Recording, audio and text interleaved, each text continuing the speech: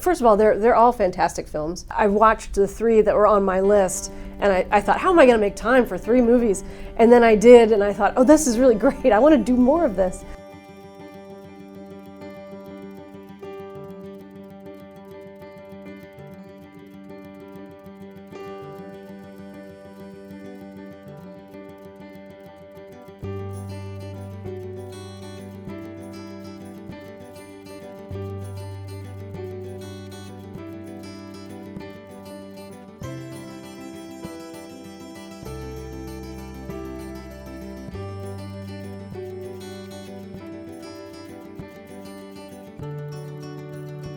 Hi, I'm Cathy Resmer. I'm the deputy publisher of 7 Days newspaper in Burlington. Hi, I'm Orly Yadin. I'm the executive director of the Vermont International Film Festival. I think we want to start with, I'm just going to ask Orly a few questions. I'm wondering, could you tell us please about this year's film festival? Sure, I'd love to. This year's festival is really very different from all the previous Vermont International Film Festivals that we've had in our past. It's actually our 35th anniversary. Wow. And who would have thought it would be different? For obvious reasons, the festival is going to be all virtual this year. But it's different in other ways too. For the first time in probably at least 20 years, the festival has a theme to it. Normally, it's the Vermont International. We show a panorama of independent films from around the world, all styles, all topics, and try and really introduce Vermont to different cinematic sensibilities. But this year, because it's virtual and also because it's just before the elections, we felt that the audience attention span might be smaller. People are zoomed out. And also we had planned for April this year our Global Roots Film Festival that was going to focus on the reporter, journalism and news media. At the very last minute we had to cancel when we went into lockdown. Yes. And when we were considering the October festival, the Vermont International, we thought, well, we just transfer the program, and all we did was add one more film which has come out since April and which is really very, very good. It's called 1,000 Cuts. Right. And we've also got 6 panel discussions, virtual of course, with some of the filmmakers and also a huge array of amazing journalists who are going to be discussing the films and the topics that emanate from the films. I am personally very interested in journalism. Obviously it's my career. I'm wondering why you chose to focus on journalism and what's behind this focus. Our annual Global Roots Film Festival, unlike the Vermont International, always chooses a theme, and it's usually 3 days, a kind of deep focus on a theme or cinema from a particular country. We've had film and disability, we've had the history of the musical, we've had films from Quebec, films from the Middle East, a whole range of, and late last year, we were trying to think, what are we going to do for Global Roots this year in April? And someone suggested, how about doing a Global Roots Festival focusing on the reporter? And the more we looked into it and the kind of films that we could include, the more excited we became. So since November last year till March this year, we worked on developing the program. And we were very adamant, though, that it wouldn't be just documentaries about a reporter or about a news item. We're a film festival, we're not a journalism festival, generally. Right. And so we decided to show, first of all, both fiction and documentary films, some classic films and some contemporary films, because actually when you put together a program of different kinds of films in a film festival, people start making connections between the films and see the development of whether it's the image of the reporter or how journalism or newspapers or any of the media are presented, how mores have changed, how public perception has changed, and also different ways of making a film about a particular subject. Right. Yeah. Great. Well, I think that's maybe a good segue into what you had asked me to do. You'd asked me to pick 3 different films and to be ready to talk about them today for this session. So, Cathy, I'm talking to you now, you as a journalist and a publisher, not as a filmmaker. So you're obviously approaching the selection of films, the program, from a journalistic point of view, which is great. And I know that you, from all the 12 films, you decided to focus on 3 films that touched you more deeply maybe, or that spoke to you. And I'd love to hear your thoughts about those 3 films. Maybe we should start with the first one. I was struck by, first of all, they're all fantastic films. I'm gonna get a pass to the festival because I think I watched the 3 that were on my list, and I thought, how am I gonna make time for 3 movies? And then I did, and I thought, oh, this is really great. I want to do more of this. It was just really fun to watch these films about this work that I'm doing that are so closely related to the work that I'm doing, to think about, especially with the older films, how they relate to the situation we find ourselves in today. So I chose 3 that I thought went together thematically, had different through lines through all of them. The first being Good Night and Good Luck, about Edward R. Murrow and the Red Scare, or the Joseph McCarthy's campaign to find communists in America. Good Night and Good Luck Network, which is a fictional view of the future, and 1,000 Cuts, which is the film that you mentioned that had just come out since the original festival was announced, which is a documentary about the Philippines and Maria Ressa and Rappler, her news organization in the Philippines. Mm-hmm. So why don't we start with Good Night and Good Luck, which is also a fiction film. Yes. It is based on real events. people, right. But it's a fiction Yes, film. It's not a course. documentary. No. And it was directed by George Clooney. It was made in 2005. And it's set, of course, as you mentioned, during the height of the Cold War McCarthyism. Let me see this. It's a loyalty oath to America. Are you now, or have you ever I thought been? it was a joke at first. Moreau signed it. Mueller signed it? If you don't sign this, are you and I at Target? If I don't sign it, they'll fire me. 10 seconds. Ready on camera. 1. Good evening. Any man who protects communists is not fit to wear that uniform. You can't convict people by rumor and hearsay and innuendo. Are my children going to be asked to denounce me? Are they going to be judged on what their father was labeled? I see a chain reaction that has no end. Charges were in a sealed envelope. Nobody saw them. Wouldn't you guess that the people who have seen the contents of that envelope might have a better idea of what makes someone a danger to his country? Or do you think it should just be you that decides? Who are the people? Are they elected? Are they appointed? Is it you? I've searched my conscience, and I can't find any justification for this. Our next show is going to be about Senator McCarthy. We're going to go right at him.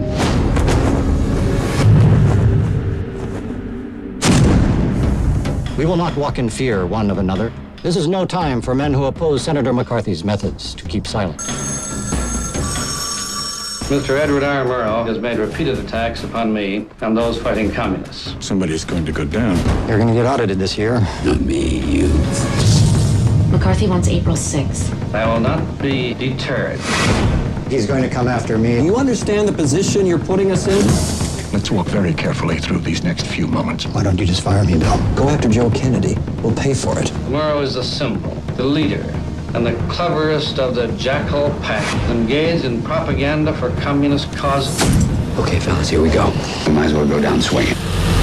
We're going to go with the story, because the terror is right here in this room. 10 seconds. 5, 4, 3, 2. We cannot defend freedom abroad by deserting it at home. Good night, and good luck. Do you feel that it is a film that would speak to everyone today? Do you feel one needs a bit more background to really appreciate that film? I do think just as a piece of entertainment or movie, I think you do need to know, sort of going into it, a little bit about who McCarthy was, what the situation was, because it's a heady film. It's a film about journalists who are speaking in their journalism language, and it's thrilling and dramatic if you know who the players are and the forces that are, the tensions that are squaring off in this film. So it is, as you said, a fiction film. It's black and white. The pacing is very different. Just right from the beginning, you know immediately that it's going to be a calm film. You're getting this, it opens with this scene of this awards dinner that's being held for Murrow, where he's being honored, and you immediately see everyone is smoking. It's a very different, very different era. And one of the things I loved about this film was that it was a great place to begin this conversation with the three. The thing that is most striking, besides the black and white, besides the smoking, besides the fact that there are very few women or people of color at all, anywhere in any of the scenes, the thing that struck me was that there are three gatekeepers. There are three networks, and they are the gatekeepers of news. And this film does a good job of explaining that. It does a good job, I think, of explaining the power of what they are doing, and the power of this one man and his show, Edward R. Murrow, and what this fight that he is picking with Senator McCarthy. And there's a section of the film that deals with this Air Force airman who was let go because of his possible connections to someone who might have had some connections to Soviet or communist propaganda. And Murrow decides to focus a segment on him. And as a result of their focus, he is reinstated. So you can see the power of journalism. You choose a subject and you can actually influence events based on the coverage that you're doing. And I think that was something in those days that was just, it was possible to do that. And there was a lot less noise. There were just these three less networks. noise, and the broadcasters, the three networks, had a lot more power because also most people were watching them. There wasn't much else to watch. Right. There was the press, of course, the printed press, and there was radio, but there was no internet and so on. And it's interesting because this is a film that is partly about government attempts by the government to interfere with and to dictate what the networks would broadcast, what news they would broadcast. And it's similar to, in that sense, just that aspect of it, to another film we're showing in the festival called The World is Watching, which is actually a documentary made in 1988. And as a documentary, it actually shows, it includes clips of Reagan telling the networks, we're still in network era, telling the networks what to say, what to tell the viewers. But we have the reporters on the ground, in Nicaragua, in Costa Rica, in all those places, Guatemala, who are saying, well, excuse me, what we're seeing on the ground is very different, but the networks being beholden to government. Right. Very different films, but somehow touch on attempts by government control over news. Yeah, and that's so interesting because that is a theme in other films in the festival as well, that there's this tension between the government and the press, and that tension is what allows us to have a democracy. Exactly. I mean, this festival, the theme of this festival is really all about the press and democracy, and it's the role of the press in a democracy.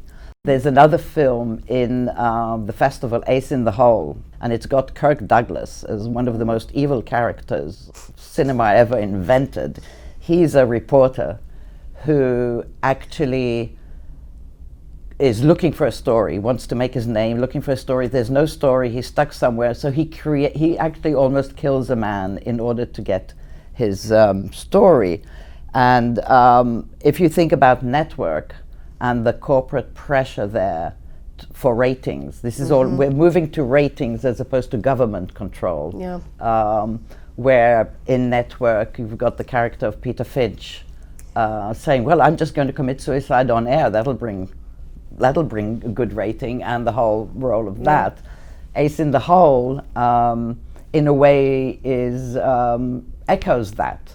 The two films are both about money and ratings, whereas the two other films we talked about are more about government, not so much about money.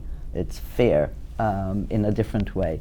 But you know, I just want to say one other thing. You mentioned how in those films, in the Good Night and Good Luck, and you just see everybody is white. Yes. And of course, almost all men, Yes. certainly those in control. We are showing, as part of the festival, a film by Stanley Nelson, a documentary by Stanley Nelson called The Black Press, Soldiers Without Sword.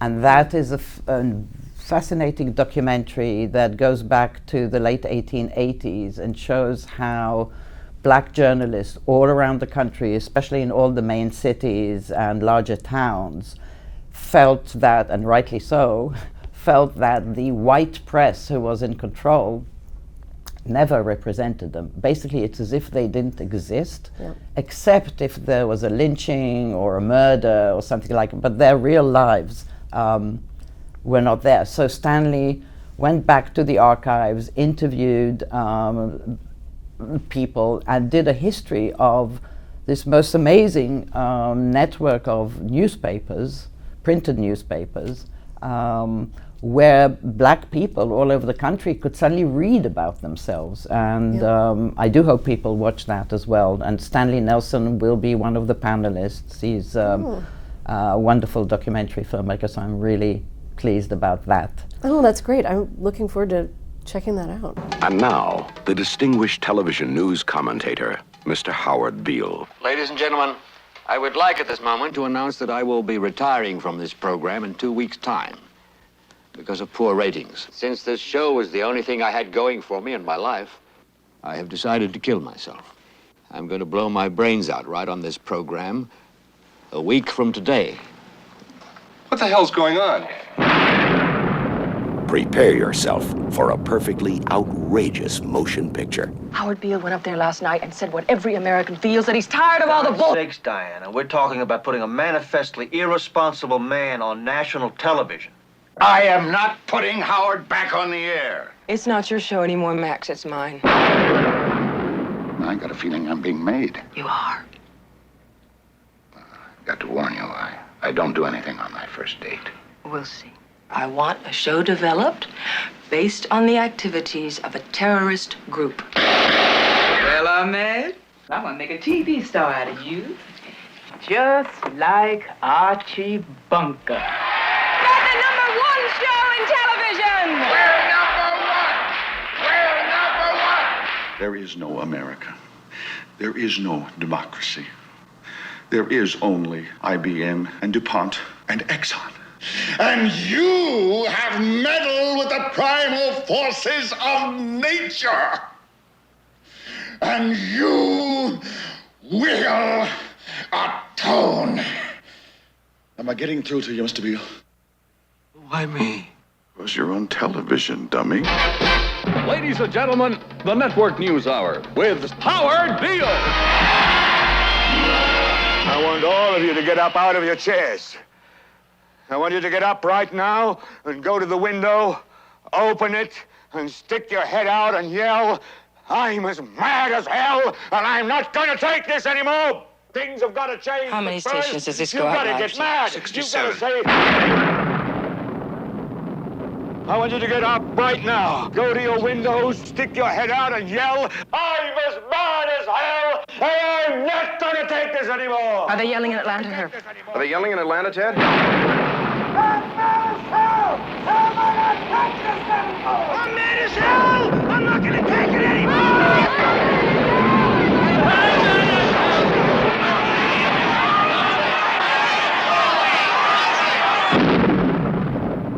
Network by Patty Chayefsky, directed by Sidney Lumet, produced by Howard Gottfried. Television will never be the same. I've seen Network before, and it's been a while. And going back and watching it again, I was just really struck by so many things about it. It's a very disturbing movie, and you know, Howard Beale, the main character, is this prophet of expressing America's rage and, you know, giving voice to the people's rage. And this vision, it's supposed to be, this movie is supposed to be this very dark vision of this very dark future that of course no one wants and we're never going to have, that where, oh my gosh, they are taking the important news and they're making it all about money, and there's Sybil the soothsayer is on the news program, and they're having, this isn't really news. We all sort of know that this is cheapening the news, and we're all sort of in on the joke that yes, this is terrible. We're all going to see this is terrible. But fast forward to today, and I was just thinking about this. You know, you mentioned the difference between. You mentioned that the government, you know, the Good Night and Good Luck is censorship by the government. And in this movie, it's not about the government. It's about big business. Mm-hmm. As the big boss man tells Howard Beale, there's no government here. It's about, you know, this everything is about IBM and the corporations, and all of these people are really controlling things. And I was just thinking about network, and the thing that really struck me is the coarsening of our culture and our popular culture that has happened since that movie came out. Network is just a little bit, time-wise, a little bit after Good Night and Good Luck. And in fact, in one of the scenes early on in the movie, you see Max, the news director, he's leaving his office and he's got a picture on his desk and he says, oh look, there's just me with Edward Murrow and here's the group. So he is the next generation of that, of those TV newspaper or TV newsmen. And the next generation is so disturbing. And so we see him, and then we see the next generation, which is Faye Dunaway's character, and Diana, and her vision of the news is totally different and just very, very disturbing. So there's this scene early on where she says, oh, I got this great footage. It's of a bank robbery actually happening. It's actually happening. They got this footage of it, and they play it, and she's just enthralled. This is great stuff. I can't believe that we get this. And they have to make the reality of that movie is that they're sitting in that room thinking they have to make a choice whether they're going to air this footage, and how radical that we have this footage of a crime taking place. And they build on that throughout the film. But now we live in an era where not only is that footage you can capture that footage as it's happening. People are capturing that footage as it's happening, and it's changing world events. But not only that, not only are they capturing the footage, there are no gatekeepers. You can instantly take footage with your smartphone and broadcast it all over the world. People all over the world can see it, which is in some ways good. So for example, because of that development, we were able to see George Floyd and be killed by the police officer kneeling on his neck. And that was very uncomfortable. And those moments, I think, transformed our society in incredible ways. But we also get things like mass murderers who turn on their camera before they start shooting, and suddenly they're broadcasting on Facebook Live the murder of dozens of people. And that's not a theoretical thing. That happened. And it is possible that you can do that now. And that world is just, that is a seismic change that I think is, I don't have an answer to how do we deal with it. Yeah. None of us do. But it's a big difference. You can't watch Network now and not think about that and how far we've come in these different ways. As you say, both good and bad, in the same way as the days of Ed Murrow, both good and bad, that there was a gatekeeper, Ed Murrow, for example, and others like him. Walter Cronkite comes to mind a bit later. It's very similar, right. The voice of the nation. It's good in some ways, but really actually bad. This paternalistic view of the audience is not necessarily a good thing. All this is reflected in all the films we are showing. And the other thing about today, that there are no gatekeepers and everybody can film anything with their phones, is that when something was printed in a newspaper, for example, in the past, or even broadcast on radio, once it was, even if it was fake, let's put it that way, using a current phrase, it was printed and then the newspaper was thrown away, and the next day something else happened and people forgot about that. With social media, and that sort of brings us towards 1,000 Cuts and some of the other films in the festival and up to date, even if whether it's Facebook or Twitter or whoever, takes off something that proves to be fake, and of course we know that it's, hardly ever happens, and if it does, it still exists. It doesn't get thrown into the dustbin like a newspaper. It exists because people share it, because people downloaded it, because people, put it on their feed. Yep. And you can't, once it's done, it's done. You can't go back. You cannot repair anything anymore in news. One of the things that you see in network is, like we talked about before, is this violence that happens on screen, and that the violence becomes entertainment in network. And that's supposed to be this very dark vision of a future, that violence would become entertainment. And what I realized is it's not just the profusion of cameras that have changed this, but think about reality television. And one of the biggest shows in reality television has been Cops, and this show Live PD. And instead of watching the bank robbery as it happens from the robber's perspective, for 32 seasons, I think, Americans all over the country were watching those arrests and situations from the police perspective. And as with any reality TV show, when any piece of entertainment that you're watching, there's a frame, and it's being produced for you, and there are values and judgments that go behind that.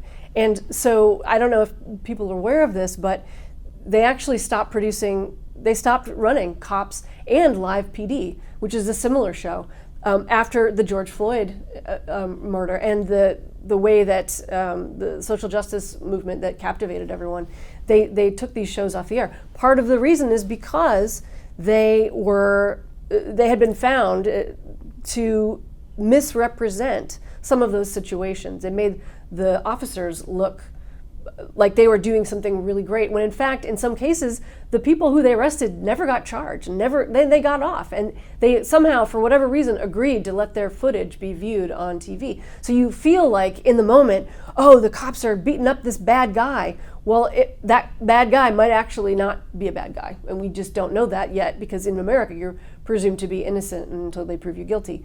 And they don't have the cop show that shows the proving to be guilty party, really just looking at that arrest. And the way in which some police departments had been collaborating with the filmmakers to stage things or to modify that reality.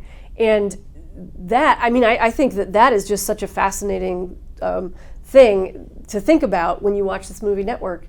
And it's like, oh, we have this ability to watch this, we're gonna make this entertainment. We just did make this entertainment for the last few decades, and we have finally stopped doing that. But it's, reality TV, every single reality TV show has an arc and has writers and has people behind the scenes who are shaping the narratives. We're in an era where we've, for the last 4 years, had a president who was the star of a reality TV show where he was a really successful businessman. Regardless of whatever you think about President Trump, the fact is that is the world that we are living in now, which is there. So is that you can see this movie Network and look ahead, and it makes you think about it. I think it made me think about it differently.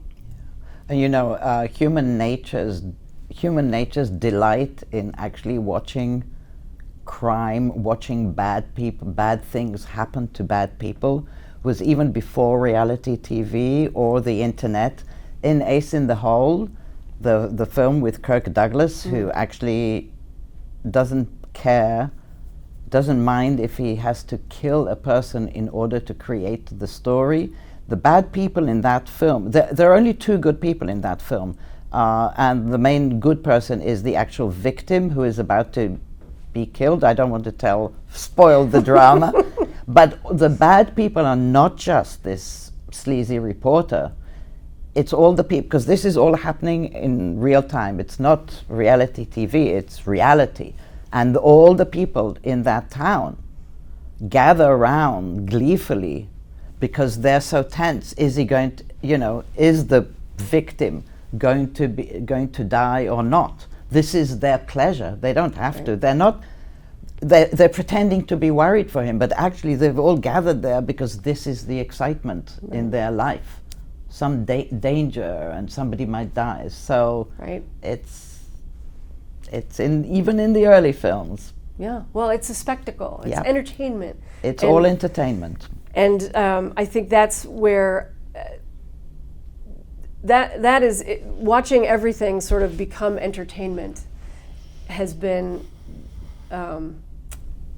it's been bad for our society, I think, in a way. I mean, I think we have less time to think, less time to contemplate and react and reflect than we did, and we're being entertained on these levels, but meantime, we're being entertained, but we're losing some of these important things in our democracy, like the ability to talk to each other and to make, to get involved in our communities and make meaningful change in our communities. And the vision that we're being, the vision that we're seeing necessarily through our phones or whatever devices we're using, more and more it's about entertaining us and keeping us engaged in whatever's going to keep your eyeball on it, and the content that is going to get your attention is going to be dramatic.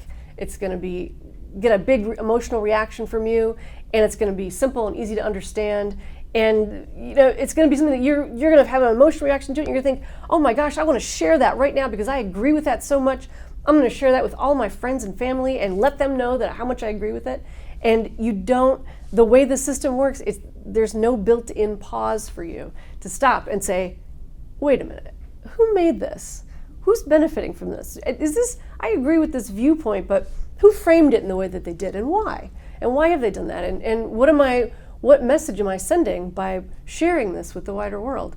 I think that is something that, I guess that's what I'm talking about when I say the way the information landscape has changed. It's enabled people to create and share things immediately and just hit that button whenever they feel emotionally aroused because they're excited or they're angry or enraged. And that system is messing with our brains. They're tapping into something that you're not even conscious that you're doing it in some senses. And we need to, as a culture, I think, and as a society, we really need to find a way to hit the pause button and reflect and think about these choices that we're making, and how can we create a system, how can we change our system to make it more likely that we're going to have react in the way that our best selves, what are the best thing that you hope that you're going to do? How do we help ourselves react in that way instead of the reactive, emotionally charged way? Mr. President, is it important that people be afraid of you? Fear. Yes.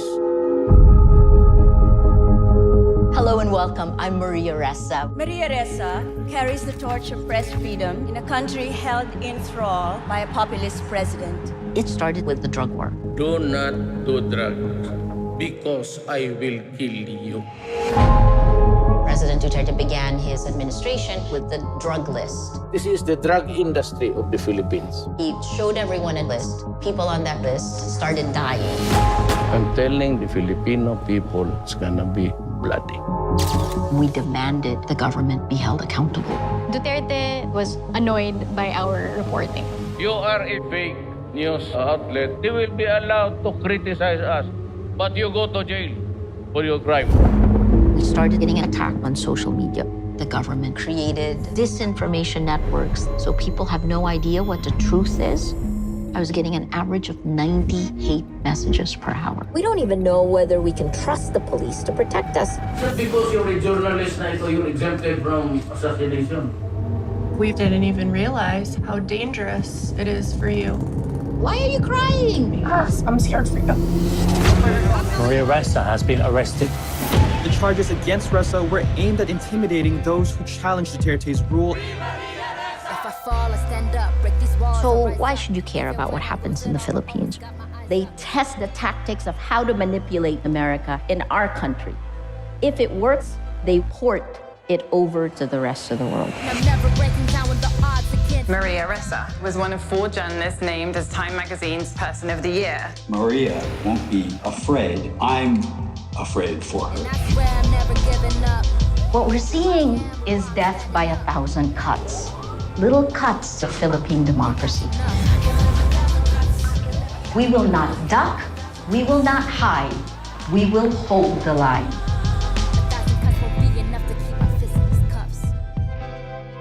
In 1,000 Cuts, you see this newsroom that is run by someone who maybe would not have been a gatekeeper in that good night and good luck era, Maria Ressa, who is just an incredible journalist, fearless journalist. She's at the center of this movie. And you also see, so that's the good side of the way that media has changed, and there are fewer gatekeepers. There are organizations that are succeeding not because they're made up of white men, but because there's a lot of different diverse voices. There's more opportunity for people with diverse voices to have more control and play a role in these organizations. The downside, I think that 1,000 Cuts also really emphasizes the downside of the lack of gatekeepers, in that you see that not only is Maria Ressa and Rappler, not only are they fighting against and reporting on Duterte, who is in power in the Philippines and who is a government power. So he is someone who you can put a face on him, and he's saying directly to them, journalists can be assassinated, and we're going to put you in prison. And Maria Ressa was convicted and is now appealing her sentence and could very well end up in prison because of Duterte. But the other thing you're seeing is that it's not just the government. It is the government through a shadowy network of people, of accounts on social media and on the internet that are impossible to trace.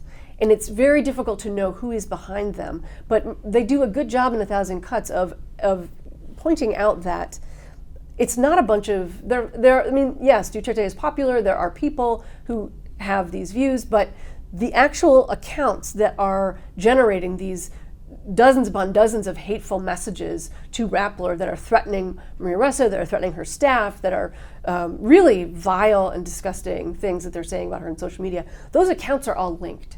It's a network, it's a coordinated effort, and it is something that is, you can see, present in the Philippines, but is also present in other places, and that is spreading across the globe. It's easy, it's cheap, doesn't cost much to have these armies of trolls who are going to attack you, and that kind of offensive is very difficult to see, and it's really important if you're concerned about press freedom, it's really important for you to understand that we live in this media environment now that is not regulated in the way that it was 50 years ago. This is a very different environment, and to really support press freedom, you have to understand the way that it's set up and how we can change it to make it more fair, to make it harder to do these sorts of to stage these sorts of attacks. Mm-hmm. I listened to a bunch of podcasts about media and the media landscape. I was listening to one yesterday, I think it was Your Undivided Attention, where someone said, if Russia or somebody flies an airplane into our country and they're going to attack us, we're going to see that plane on radar, we're going to shoot that plane down, that thing is not coming near us because our whole system of government is set up to stop that plane from coming in here. But if another country wants to wage cyber warfare with us in a disinformation campaign and meddle with our elections, they're going to get right in, we're not going to know it, and our defenses are down. And that's why it's so important for people to watch films like 1,000 Cuts, which I think does a really good job of explaining that dynamic so that you can understand, oh, that's how it happens. That's what it looks like when somebody wants to shut you down online. Yeah, absolutely. I'd just like to go back to another film that we're showing in the festival. In fact, it's one of the opening night films or the opening day films. There's no such thing as opening night anymore in virtual, which is really a film about investigative journalism. Because some of the films we've talked about, especially 1,000 Cuts, but also when we were talking about cyber and social media, and mostly they're sound bites. That's another thing. It's to do also with attention span. The more we're inundated with news from all directions about all topics, the shorter these news items become, and the more we get used to just flipping every 3 seconds to another news ad. We're showing a film called This Is Not a Movie, And it's about one of the world's greatest investigative reporters called Robert Fisk. He's mainly been reporting from the Middle East, but also from other places. And he's pretty arrogant, but he's an amazing journalist and very, very dedicated. And he's very scathing about reporters who are sent somewhere and just sit in their hotel room and get a soundbite from a passerby and then stand and say, oh, blah, blah, blah. He actually immerses himself with the people on the ground. He goes, he drives around, he looks before he even writes his, he does both radio and written. And I think that is also something that some of our films show, the whole notion of the investigative reporter. It's also in The World is Watching, those reporters I mentioned out in South America saying, no, we're on the ground, we've been spending time here. This is what our networks are showing you is not what we really see.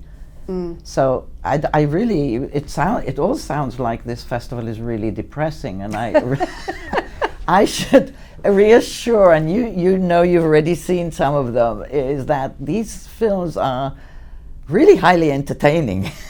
Yes. Or riveting in their own way. They might be about they're all about a serious subject, but they're really interesting. They all have their own styles. They were made by completely different directors at different times. And I think also the 6 panel discussions we'll have with some of the filmmakers and the journalists would help us tie it all together, and hopefully the audience will join us and will have their own questions and comments. Yeah. So, I just want to add to that and say that I didn't find it depressing at all to watch these movies. I actually found it a relief in some ways, because I got to, you were just saying, oh, there's so much news and it just keeps happening and you're scrolling through it. Watching these films gives you this moment to sit and reflect and to be entertained and to think about these issues in this way, which I really appreciated. But also, especially 1,000 Cuts, I just found really fun, and I felt it felt I want to say uplifting in a way, because I mean, for no other reason than Maria Ressa herself is a cheerful warrior. I mean, she's got a smile on her face and she is irrepressible, and her incredible spirit just shines through in that movie. And you also get a sense, at least for me, when I watched 1,000 Cuts, I felt relieved in some ways that I thought, okay, this is upsetting, because the Philippines, they're saying, is it's a place where bad actors there are fewer laws in the Philippines regulating speech, and they can do more on the internet than they can necessarily here. And so they're saying, well, people from Cambridge Analytica, the whistleblower from Cambridge Analytica said, well, we would try things out in the Philippines, and then we would port them to the United States and other places around the world. So you can see that this is a cautionary tale, but it's also a good reminder that in this country we do have press freedom, and we have a president who has talked about the press as the enemy of the people and has threatened to do things, but he hasn't rewritten the libel laws since he's been president. There are things that he hasn't done, and he's sort of talked about it, but hasn't mobilized the state against journalists in a meaningful way, the way they have in the Philippines. So when I watch that movie, I think, oh, we have the ability to stop our country from becoming the Philippines in that way. We can, there's a lot that we can do to defend the institutions that we have and to help them survive in this crazy time. Mm-hmm. Absolutely. And I just want to say that actually our conversation today is part of the Vermont Humanities Council's series of conversation around the subject of democracy. Again, to remind people that this festival is taking place just before the elections, so the festival has become more political this year than it ever was, but this year is not a usual year in so many ways. So many. I think, like I said, I think that films, having a film festival and talking about these ideas and having these panel discussions will really help us it just creates some space for that to happen, which is, it's just so necessary right now.